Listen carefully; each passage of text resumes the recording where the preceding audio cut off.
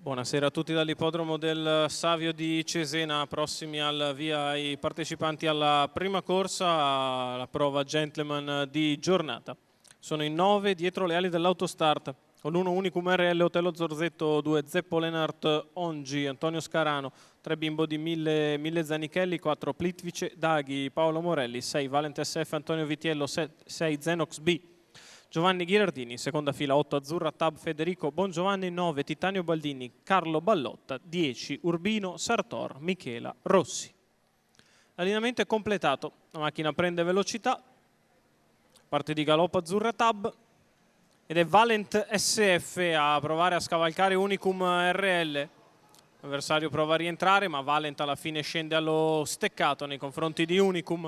Di fuori c'è Bimbo di 1000.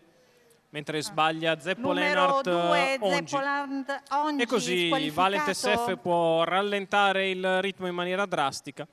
Viene di fuori Plitvice Daghi che avanza all'esterno. Secondo la corda è Unicum RL, in terza posizione Bimbo di 1000. Poi ancora quello che dovrebbe essere il numero 9 di Titanio Baldini. Poi via via gli altri. 31,7 per i primi 400 metri di corsa, con in evidenza Valent SF, Plitvice Daghi di fuori, Unicum RL secondo alla corda a precedere Bimbo di 1000. E i 600 se ne vanno addirittura in 48,3.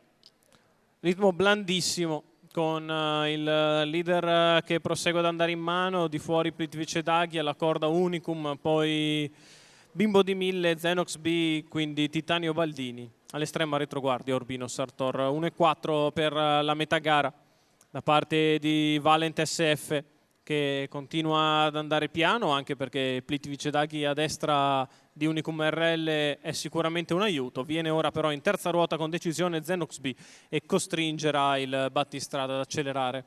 Parte di scatto Valent SF, che cerca di scappare da Zenox B. Unicum RL si mantiene sempre lì in scia al leader a 400 dalla conclusione, c'è un 15,1 di là.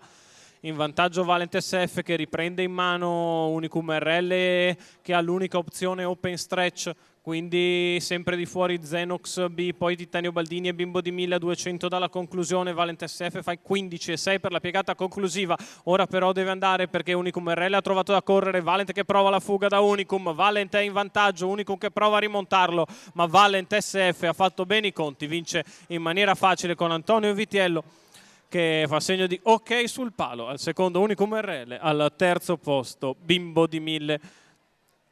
1,18,8 addirittura ragguaglio cronometrico, 2,6 il totale. Percorso di testa al minimo dei giri per Valent SF. Antonio Vitiello per il team Elert, che è allenatore proprietario del figlio di Exploit CAF, un castrone di 8 anni che si impone in facile percorso di testa. Valent SF, Antonio Vitiello dal Savio di Cesena.